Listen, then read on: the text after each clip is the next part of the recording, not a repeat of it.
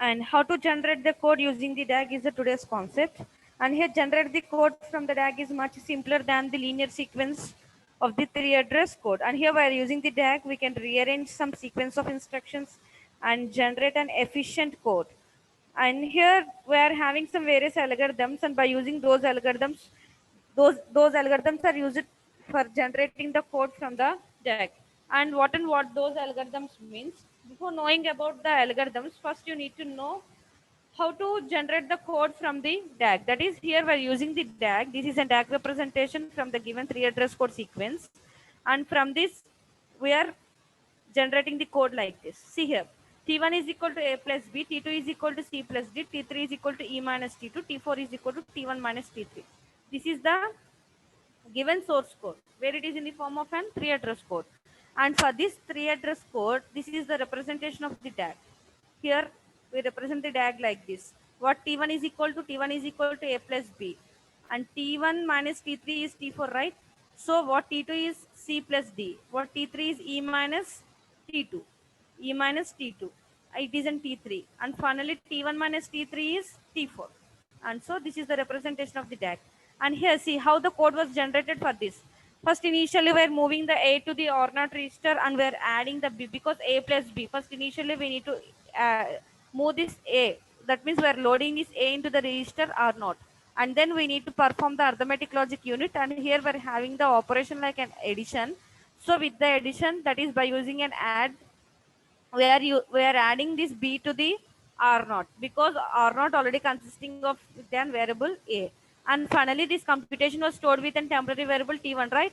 So what we are doing here, and now these two instructions are for the T1, and now C plus D, and again we are writing for the T2 move. We are loading the C to the register R1, and now we are adding this D to the R1 because R1 already consisting of the C, and this computed value is stored with an T2, right? So, and these two are the line instructions for the instruction sets for the T1, and these two are the instruction sets for the T2. And what the T3 is E minus T2, right? So before writing about the T3, here see, after these four lines of instruction, what we're doing, we're moving, that is we're loading the R0 to T1.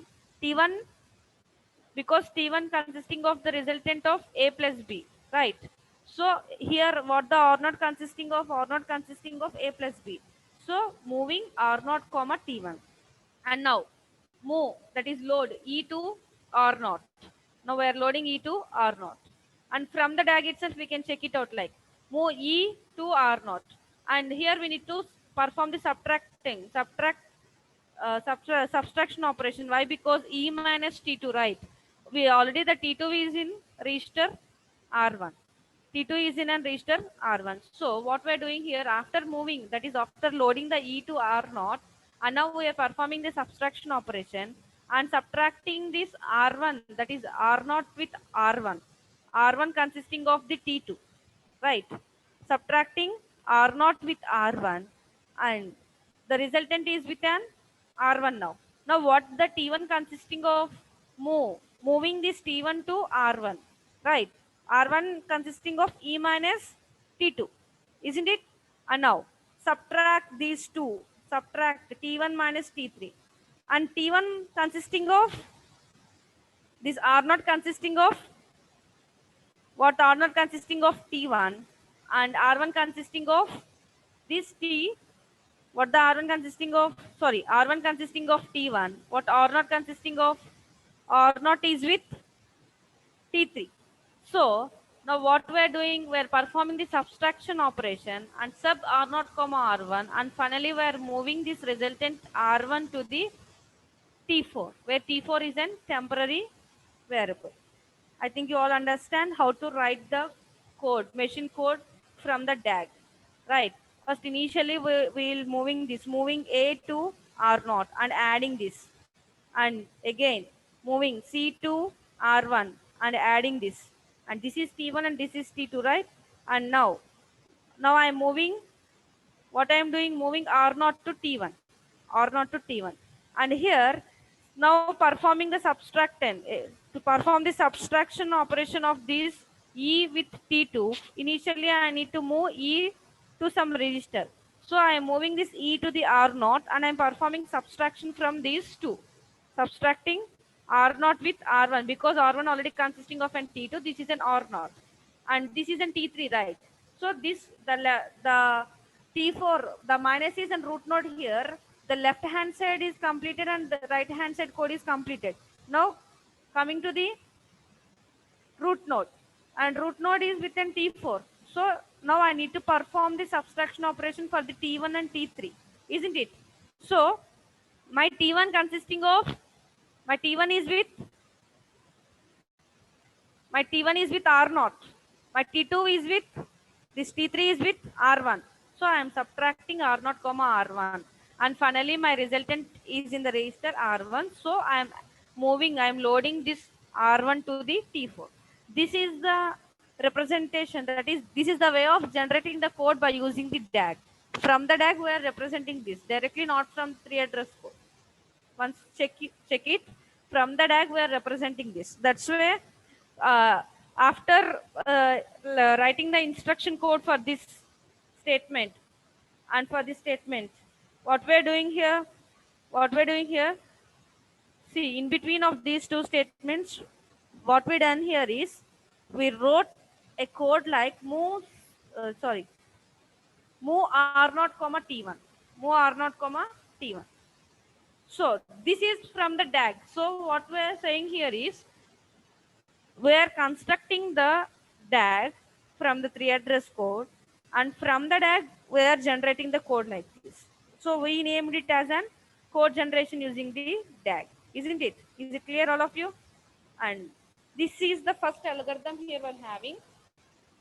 What it means is this code generation from the DAG consisting of 3 most important algorithms. And the first algorithm is on rearranging the order, the second one is an heuristic ordering, and the third one is an labeling algorithm.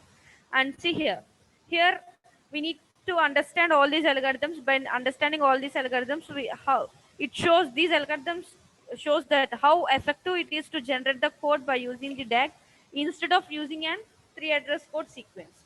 So for that we are choosing the first algorithm, that is an rearranging order.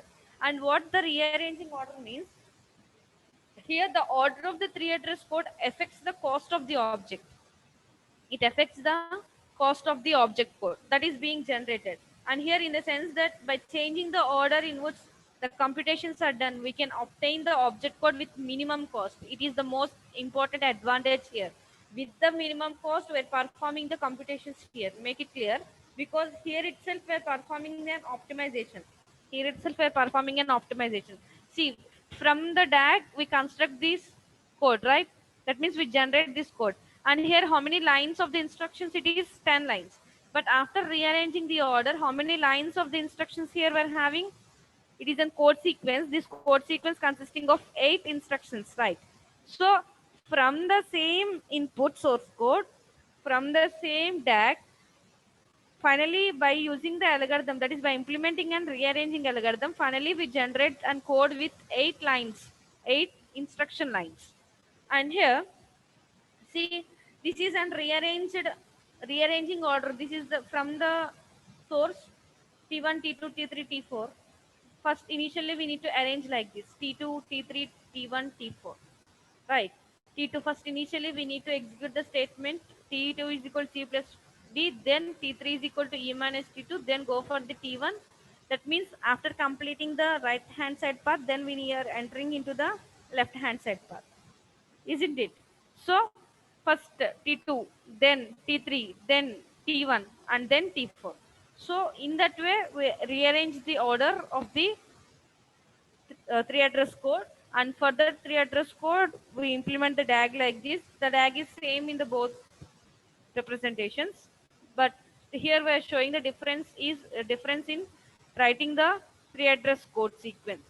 This is the 3 address code sequence, and then generating the code with an minimal cost. Minimum cost means here I generated with 8 lines of instructions. I generate the code with 8 lines of instructions. Is it clear now? And here just I am explaining how the rearranging order was implemented with an algorithm. And here first initially a DAG can be constructed for the above sequence. And here the code can be generated just by translating the three address code line by line.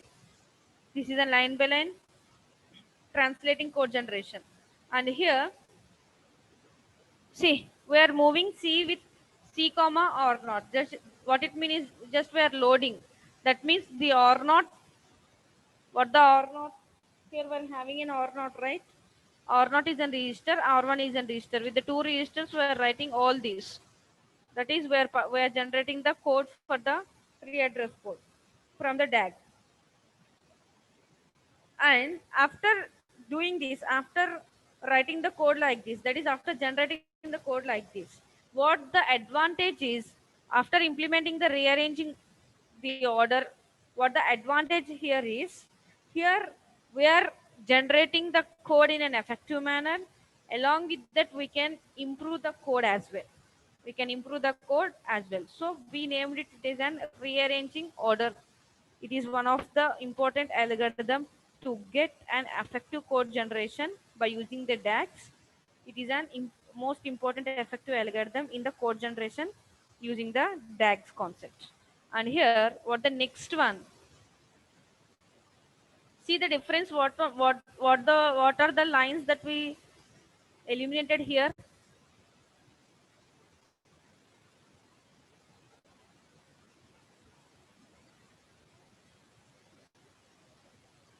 Move C or not, add D, move E, sub or not R1, and move A, add B, sub. See,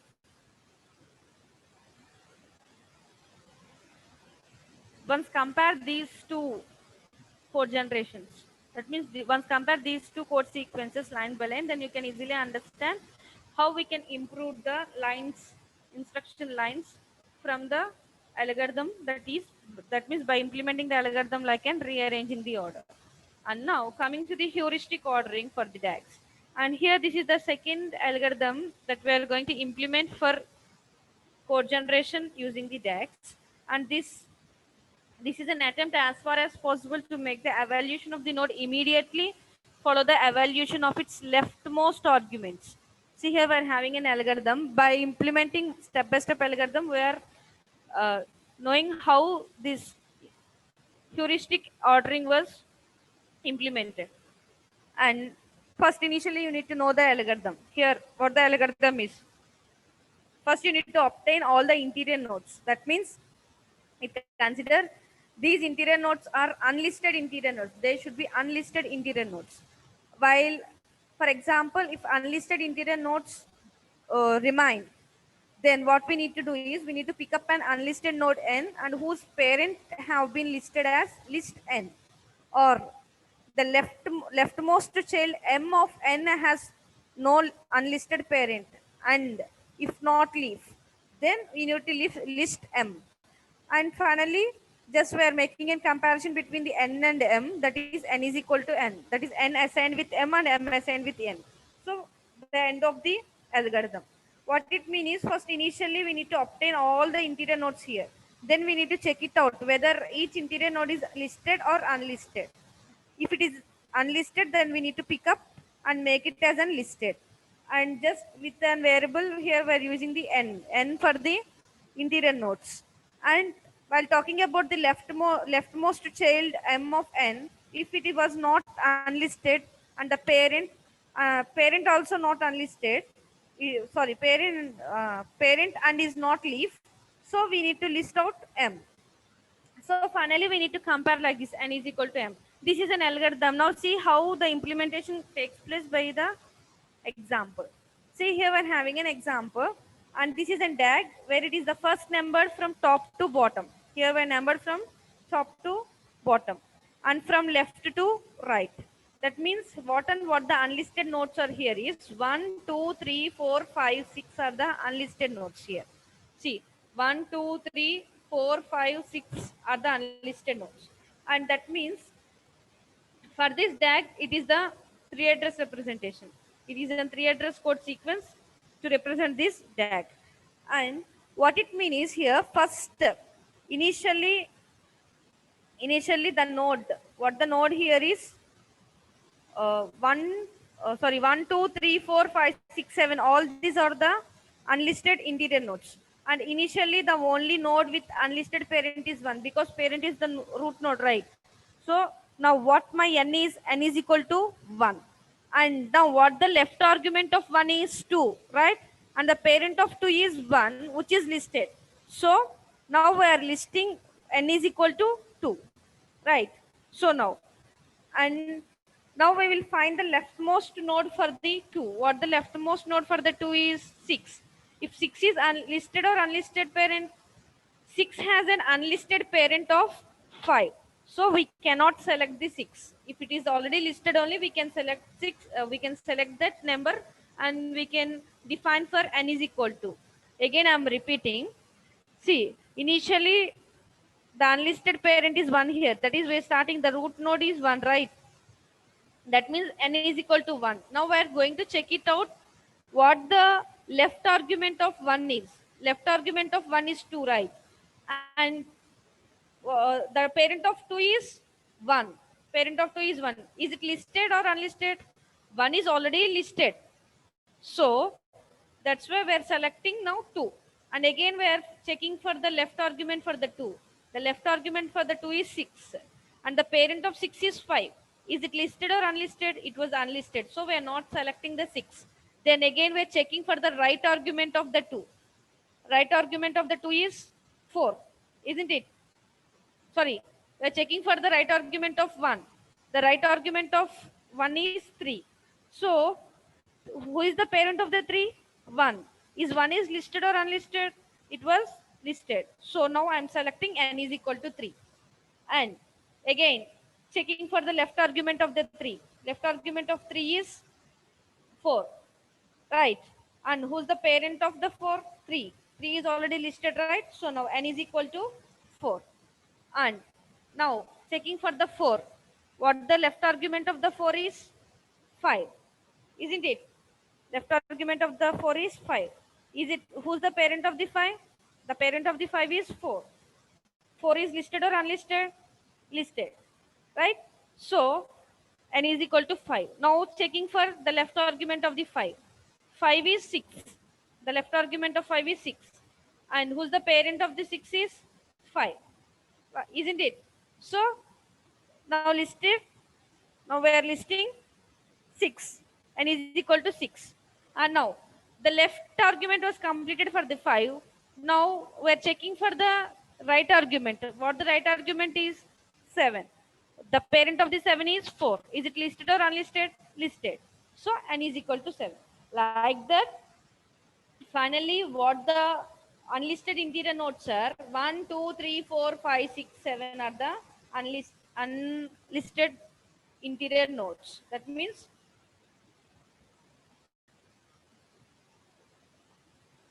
these were calling as an unlisted interior nodes, and that we're checking those. We're checking whether it was listed or unlisted. So finally, while implementing this, that means the resulting list is 1, 2, 3, 4, 5, 6, 7. And here the order of computation is decided by just reversing the list. Then we get the order of evaluation of 7, 6, 5, 4, 3, 2, 1. So it also means that we have to perform the computations at these nodes in the given order. So finally, T7, T6, T7, T4, sorry, T5, T4, T3, T2, T1. Just we're representing like this. What the T7 is D plus C. And what the T6 is, see here, what the T6 is A plus B. And what the T5 is T6 minus C naught. Right. What the T4 is this T5 into T7. What T3 is T4 minus E.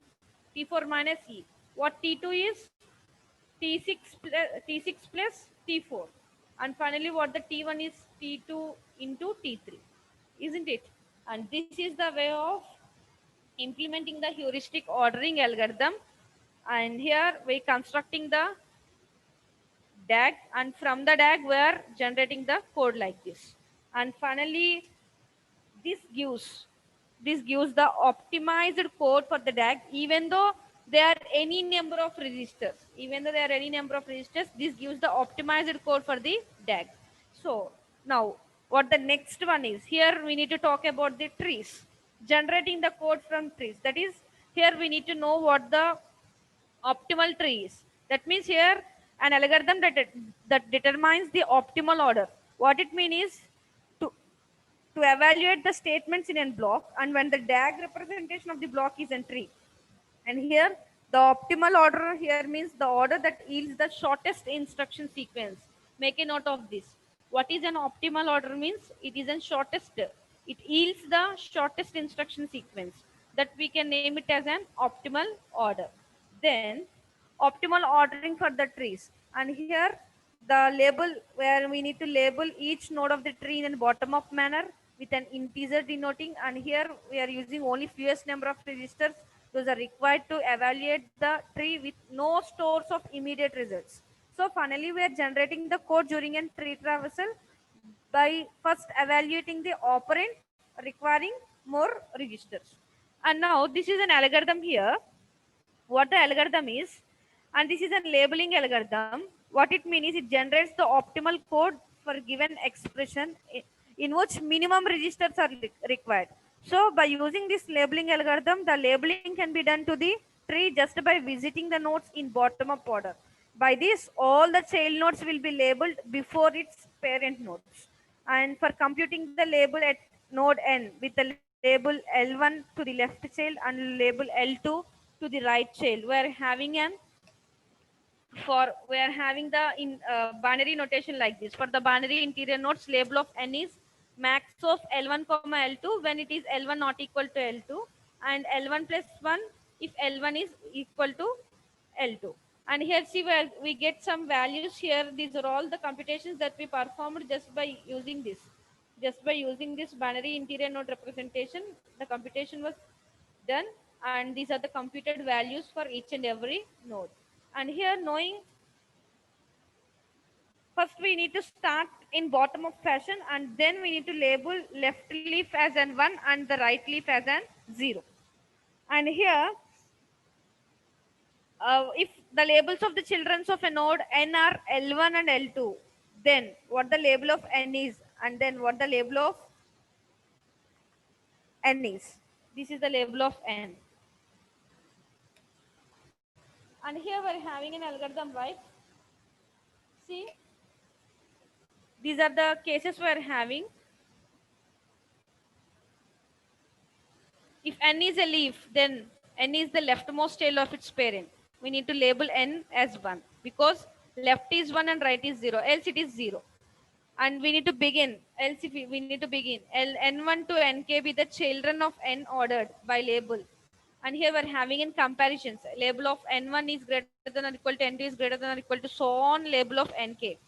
And here we're having an maximum value of calculation where label of n is max 1 less than or equal to I less than or equal to k, and label of ni plus I minus 1. This is the formula that we need to follow when we are implementing this labeling algorithm.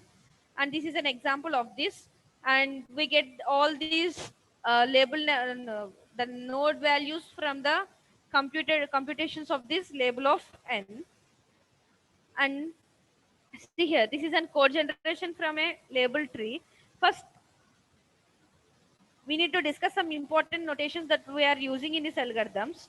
And here we are using a function like a gen code. What the gen code is, it is used that produces the code to evaluate an node labeled as n. And for the register allocation, a stack is used. And we are naming that stack is a register stack, just we are representing like this. And initially this stack contains all the available registers from R0 to RR minus 1, that is R0 to RK, where the register R0 is on the top of the stack. Always the R0 should be on top of the stack. And here the generation code, gen code, we are naming it as a gen code. It is a generated code, code of n. For the node we are talking here, generated code of n, it evaluates the n in the register which is on the top of the stack. And the another stack is used to store the temporaries that we are naming it as an temp stack. What it contains all the temporaries here, that is from t0 to see here, it is a t stack is a temp stack to allocate the temporary memory locations. And from t0 to tk, where having t0 is always on the top of the stack here. And here we're using the function like in swap of register stack. R stack. What it means is it is used to swap top two registers on the stack. That is interchanging the top two registers on R stack. And here we are using the function like an print. See here we are having print. This is a print function. We are using the function like an print, and this is used to concatenate the arguments in order in which they are coming. That means here we're using the pipeline like this, piping like this. What the meaning of this is used to indicate the concatenation. That means in this function the non-quoted arguments need to be evaluated first. And here in the function gen code of n is node, gen code that generates the code. And here this function consisting of various cases, and what those cases are: case 1, case 2, case 3, case 4, case 5. This we are having the 5 cases here. What and what is first case? And here what the case is: if n is a left node, this is a left node of the operator, right? N is a left node and it is a leaf node. So here the node n is named by an identifier name, NAME name. This also means that it is here we are loading here. Where what we are performing here we are performing the load and name into the register. And see the second case, the node's right child is a leaf.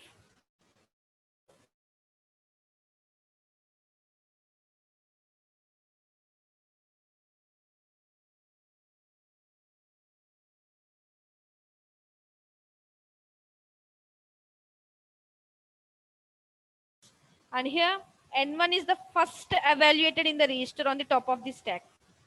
And then the operation on identifier name, this one identifier name is performed with the same register which is on the top of the stack. This is about case 2.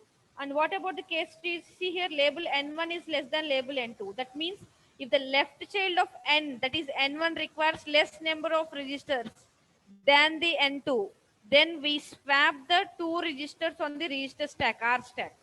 So what we are evaluating here is evaluate n2 into r is equal to top, that is r is equal to top of the stack, R stack, and we remove r from the R stack and we evaluate this n1 into the, and then we generate an instruction. After that we need to push the r on to the register stack, and then we call for the swap. Here we are performing the swapping function. Just that means we are interchanging the top of the stacks. And here in this case we are evaluating the right subtree into the register and store this register just below the top of the stack. That means we evaluate the left subtree into the register which is on the top of the stack, and the register on the top of the stack contains the left operand, and the register below the top of the stack contains the right operand. And finally n is evaluated in the register on the top of the stack. This is about the case 3. Case 3. And what the meaning of this is what I explained up to now. If you have n1 is less than n2, then what we need to do? And now what the fourth case is: label of n2 is less than or equal to label of n1. What it means is here the left child n1 requires more number of registers than the right child n2. Here we are not performing any swappings, we are not implementing any interchanges. That is, we are not performing the swap means no interchanges are done. And here we are just evaluating the left subtree first, then go for the right subtree. There is no need of swap the registers here. And finally the fifth case, that is both the children requires equal or more number of registers. What the meaning of this is: both the labels means n1 and n2 are the labels here. R is an R stack. Both the children requires equal number or more number of registers. Then the available number of registers are: here the right subtree is evaluated first and stored in a temporary, then the evaluation of the left subtree is done. Finally the root is evaluated. What the root is here? Operator. Is it clear now? This is about the function gen code algorithm. Just we are implementing this function gen code algorithm by using these 5 cases. With these 5 cases, we are implementing this function gen code algorithm in labeling trees. Labeling tree is one of the algorithm in code generation using DAGs. This is function gen algorithm. And see, this is a final example. What we are generating here, we generating the node T4, generating the node T3, generating T2, T1. We're having T1, T2, T3, T4, right? So first we need to generate T4 means R1, comma R0. See what these means. These are the computed values 2, 3, 0, 1, 0. All these are the computations that we performed by using the by using the formula of this max of L1, comma L2 with this. Is it clear? And finally, this is the code generation from the label tree. This is a label tree, right? We are printing this. Then we are generating the code of T2 and generating the code of C, and we are printing this. Again, we need to print what we need to generate T1. Then generate code A. Finally, we are printing all this.